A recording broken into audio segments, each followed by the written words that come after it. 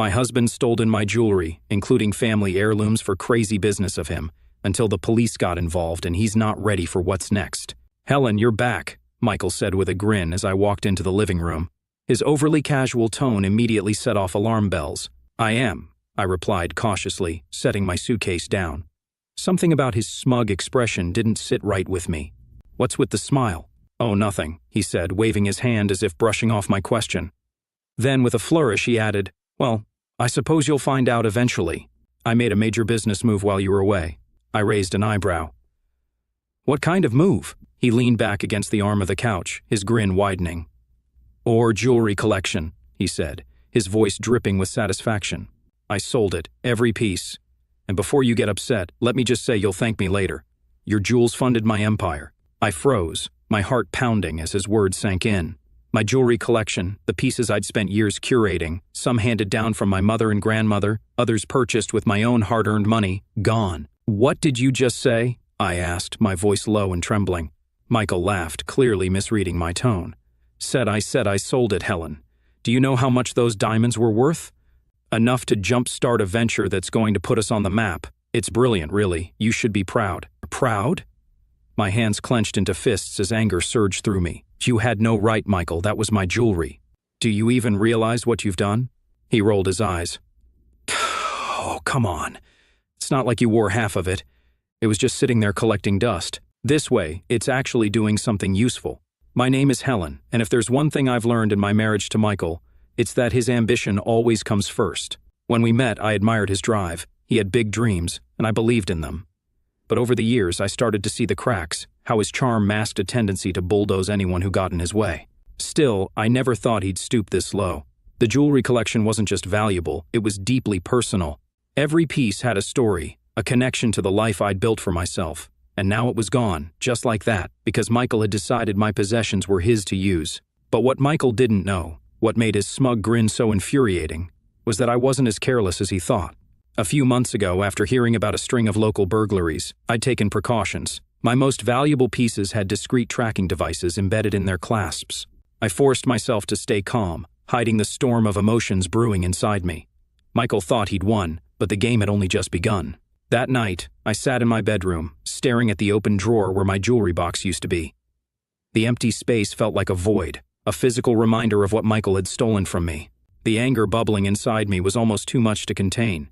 He hadn't just sold jewelry, he'd taken pieces of my history, things I could never replace. The sapphire ring my grandmother had given me on her 80th birthday. The diamond bracelet my mom wore on her wedding day. Even the gold pendant I'd bought for myself after landing my first big job. Every piece meant something, and Michael had tossed them away like they were nothing more than a stepping stone for his empire. My fingers hovered over my phone.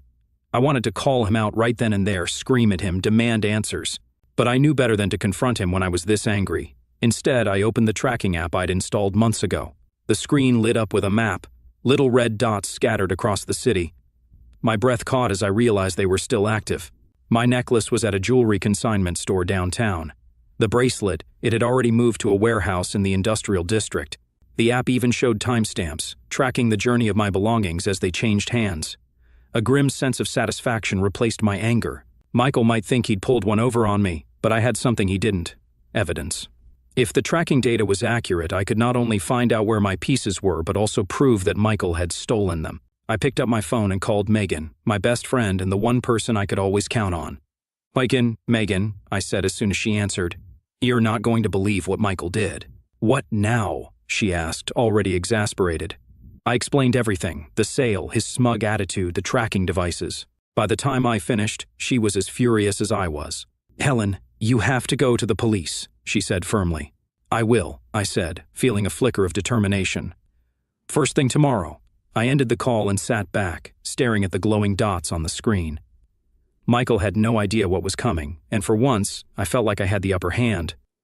The next morning, I walked into the local police station, my phone in hand and my nerves wound tight. I'd never had to file a report like this before, but Megan's voice echoed in my head. You have to go to the police. She was right. If I let Michael get away with this, he'd only push the boundaries further. At the front desk, a kind-looking officer greeted me. How can we help you today? I need to report a theft, I said, trying to keep my voice steady. Was it your property?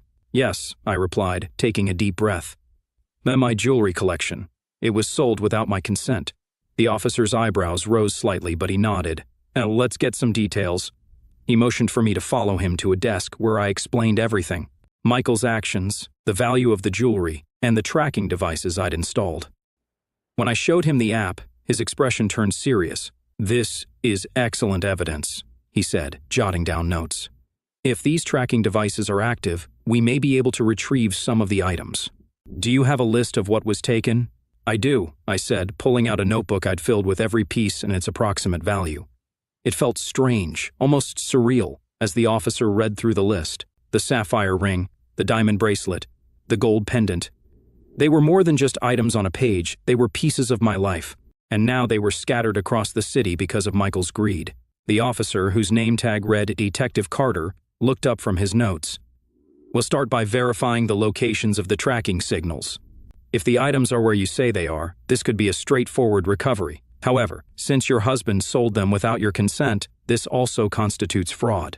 Are you prepared to pursue charges?" I hesitated, the weight of his question pressing down on me. "Oh yes," I said finally. "Ace, I want him held accountable." Detective Carter nodded, his expression resolute. "Good. Let's get started." As I left the station, a mix of emotions churned inside me. Relief knowing the police were taking this seriously, anger remembering Michael's smug grin when he told me what he'd done, and, most of all, determination. For years, I'd let Michael take and take, convincing myself it wasn't worth the fight. But this time was different. This time, I was fighting back. By the time I got home, the adrenaline from filing the report had started to fade, leaving me with a mix of exhaustion and anxiety. I replayed the conversation with Detective Carter in my mind, wondering how Michael would react once he realized the police were involved. The thought didn't sit well. Michael had always been good at spinning situations to his advantage, turning himself into the victim no matter how egregious his actions were. I'd seen it before, how he could charm his way out of responsibility with a smile and a clever excuse. But this time, he didn't know I was one step ahead. That evening, Megan came over, a bottle of wine in hand. "Okay," she said, settling onto my couch. "And tell me everything. How did it go at the station?" I filled her in, from the evidence I'd shown Detective Carter to his plan to track down the pieces. She listened intently, her expression a mix of outrage and admiration. "You're handling this better than I would," she said when I finished. "If it were me, I'd probably be at his office flipping desks right now." I laughed, despite myself. "Honey, trust me, I've thought about it. But the police have the tracking data, and I think that's my best shot at getting everything back." "Good," Megan said, raising her glass. "To you, for not letting that smug jerk get away with this." The next day, I got a call from Detective Carter. "And verified the locations of the items," he said. "2 were at a consignment store downtown, and another is in a warehouse. We've secured cooperation from the store owners and are moving forward with retrieval. I'll keep you updated as we progress." The relief was immediate. "Thank you," I said, gripping the phone tightly. "Does this mean I'll get them back?" "It's looking good," he replied, "and the investigation is still ongoing. We've also flagged your husband's financial activities. I don't want to alarm you, but there may be more going on than just the jewelry sale." My stomach dropped. "What do you mean?" "There are some unusual transactions linked to his business accounts," Detective Carter explained. "We'll need to look into it further, but this could be bigger than we initially thought." As I hung up the phone, my mind raced. Michael hadn't just betrayed me, he might have been hiding an entirely different side of himself. The idea that Michael's betrayal could run even deeper haunted me for the rest of the day. I paced the kitchen, replaying Detective Carter's words. This could be bigger than we initially thought. What else had Michael been hiding from me? Later that evening, I decided to confront him. If there was more to this than the jewelry sale, I needed to know. When he walked through the door, his smug grin irritated me more than usual. He tossed his keys on the counter and said, "One busy day. What's for dinner?" I didn't even try to hide my anger. "On Michael," I said, crossing my arms. "We need to talk, now." His grin faltered, replaced by a wary expression. "What's wrong? What's wrong?" I repeated, my voice sharp. "Fort, you stole my jewelry to fund your so-called empire, and now the police are investigating you." The color drained from his face, but he quickly tried to recover. "Police? What are you talking about?" "I didn't steal anything, Helen. That jewelry was just sitting there collecting dust. I thought you'd be happy it was being put to good use." I shook my head, disgusted by his audacity. "Put to good use, Michael? You had no right to touch my things. And now the police are looking into your finances. And they think there's more to this than just the jewelry. His expression shifted, anger flashing in his eyes. You went to the police? He hissed. You're turning this into a circus. Why couldn't you just talk to me like an adult? Because talking to you doesn't work, I shot back. You always find a way to twist things or talk yourself out of trouble. This time, there's evidence, and you can't charm your way out of it. Michael stared at me, his jaw tightening. You've made a huge mistake, Helen. If you think you can tear me down like this, you've got another thing coming. I didn't flinch. No, Michael. The only mistake I made was trusting you, but that ends now. The silence between us was heavy as he glared at me, his confidence cracking. For once, he didn't have a snappy comeback or a smug excuse. He simply stormed out of the kitchen, slamming the door behind him. I stood there for a long time, my heart pounding. This wasn't just about reclaiming what was mine anymore. This was about standing up for myself, for everything I'd let Michael take from me over the years. And I wasn't backing down. The next day, I received another call from Detective Carter. His tone was steady, but there was a weight to his words. Mrs. Parker, we've recovered 3 of the items so far, including the diamond bracelet and sapphire ring. The rest are being traced to other locations, but we've hit an unexpected development. What kind of development? I asked, gripping the phone tightly. We've uncovered financial transactions linked to your husband's business that suggest fraudulent activity. Some of these funds appear to overlap with the sale of your jewelry, but others involve external accounts that raise red flags. We're expanding the investigation. I sat down, the weight of his words pressing on my chest. Michael wasn't just selfish, he was reckless. What does this mean for me? I asked cautiously. For now, you're not implicated, Detective Carter reassured me. And it's important that you remain cooperative and provide any additional information we request. Your husband's actions could have serious legal consequences. I hung up and stared at the phone in disbelief. What had Michael gotten himself into? Selling my jewelry was bad enough, but fraud? I felt like I was living with a stranger, someone I no longer recognized. That evening, I called Megan. The police think Michael's involved in something bigger, I said, pacing the living room. They're looking into his business accounts. Megan didn't sound surprised. Honestly, Helen, I'm not shocked. The way he carries himself, like the rules don't apply to him, it was only a matter of time before it caught up with him. But how could I not have seen this? I asked, my voice breaking. Unmarried him, trusted him, and now everything feels like a lie. Megan's tone softened. Well, he couldn't have known, Helen. He's good at hiding things, at manipulating people. But this isn't your fault. You're doing the right thing by standing up for yourself. Her words gave me some comfort, but the anger and betrayal still churned inside me. Later that night, Michael came home. His usual confidence was gone, replaced by an air of frustration and barely contained rage. I know what you've been doing, he said, his voice low and venomous. The police, the bank. Do you have any idea what kind of damage you've caused? I didn't cause this, Michael, I said, meeting his glare. You did. And now you're finally facing the consequences. He laughed bitterly. You think you've won? This isn't over, Helen. You're right, I said calmly. It's not over. But it's out of your hands now. For the first time, I saw fear flicker in his eyes. The following morning, I received another call from Detective Carter. His tone was steady but serious. Mrs. Parker, we've recovered several more items from your jewelry collection. They were traced to a private auction house downtown. Relief washed over me. Does that mean I'll get them back soon? I asked, my voice trembling with a mix of hope and exhaustion. Yes, Detective Carter confirmed. We're working through the legal process to return the recovered items to you. But there's another development.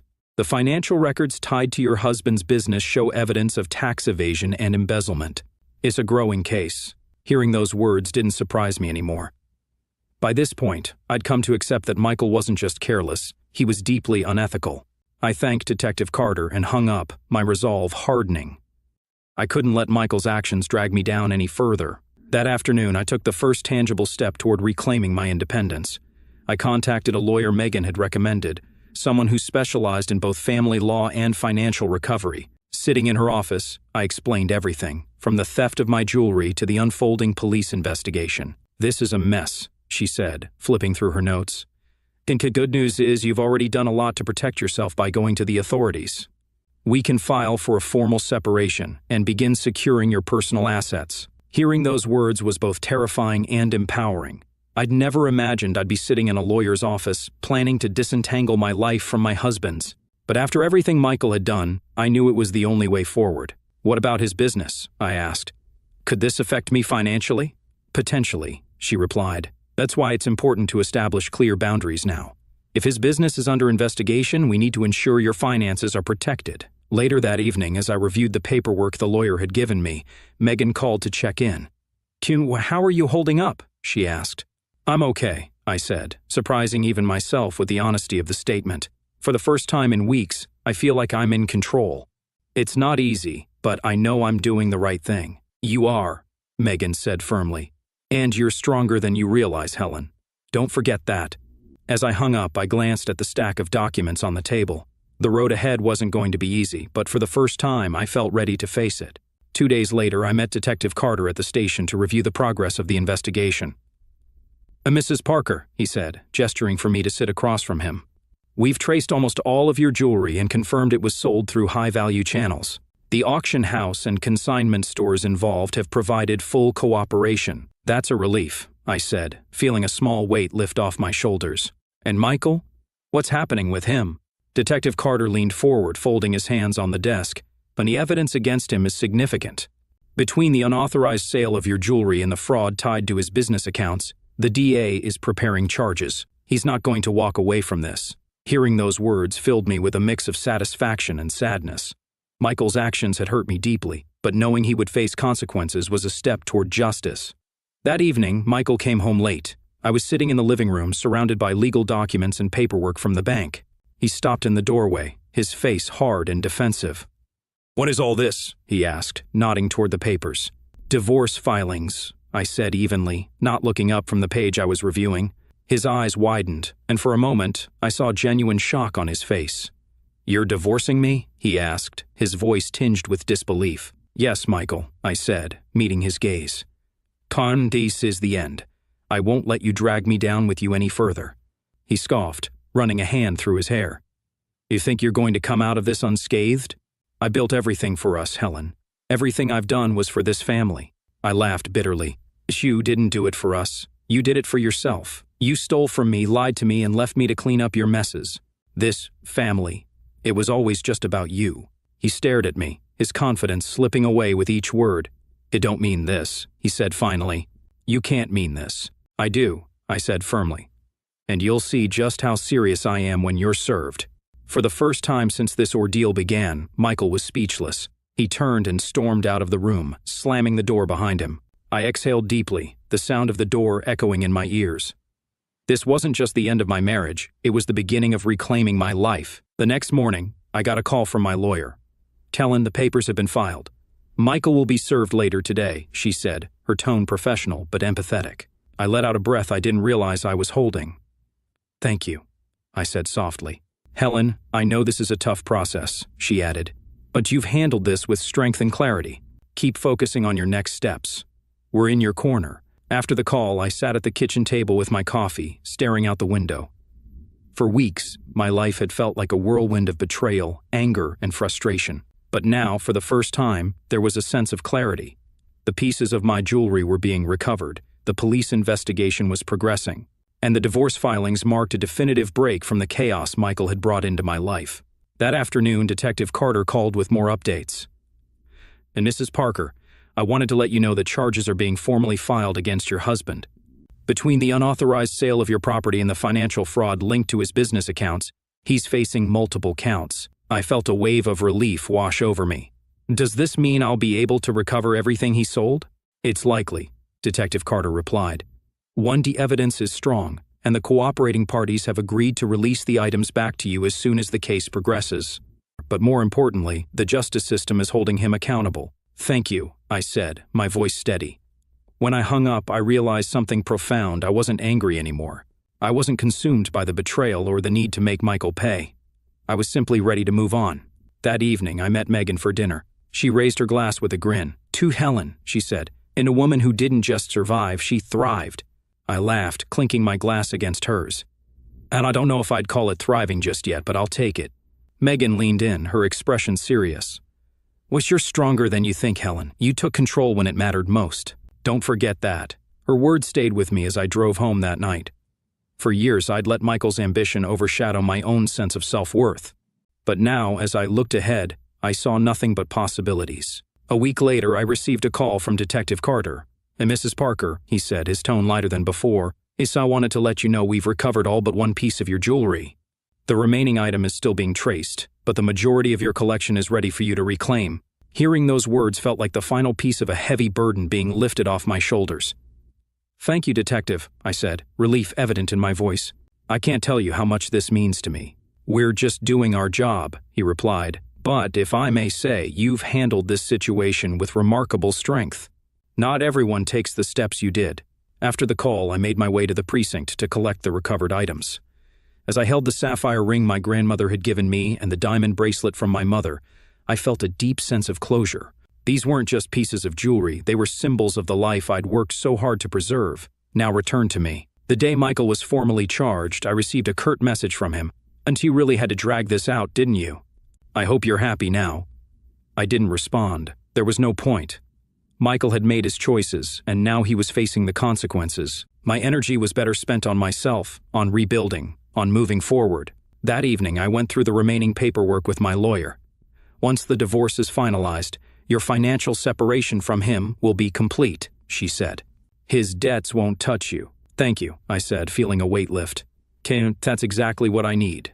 It wasn't until later that night, sitting in my quiet, newly peaceful home, that I realized how much had changed. The betrayal, the anger, the hurt, it was all still there, but it no longer consumed me. I'd learned how to set boundaries, how to fight for myself, and how to let go of what I couldn't control. Megan called to check in, her usual upbeat tone lifting my spirits. "So what's next for Helen Parker?" she asked. "Honestly," I said, smiling for the first time in what felt like forever, "eat anything I want." As I hung up, I looked around my home, not just a house, but my space, reclaimed and safe. For the first time in years, I felt like I could truly breathe. Michael's actions had tested me in ways I never expected, but I'd come out stronger. And now, my future was finally mine to define.